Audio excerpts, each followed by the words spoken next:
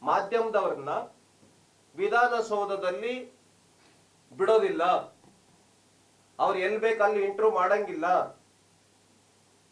ನಾವು ಯಾವ ಜಾಗದಲ್ಲಿ ಹೇಳ್ತೀವೋ ಆ ಜಾಗದಲ್ಲಿ ಒಂದೇ ಕಡೆ ಮಾತ್ರ ನಾವು ಇಂಟರ್ವ್ಯೂ ಮಾಡಬೇಕು.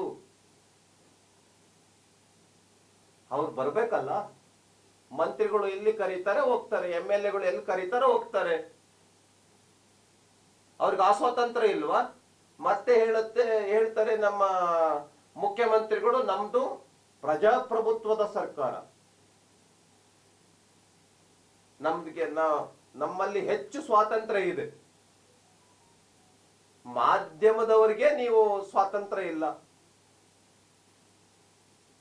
ವಿಧಾನಸೌಧಕ್ಕೆ. ಇನ್ನು ಸಾಮಾನ್ಯ ಜನರ ಪಾಡೇನು?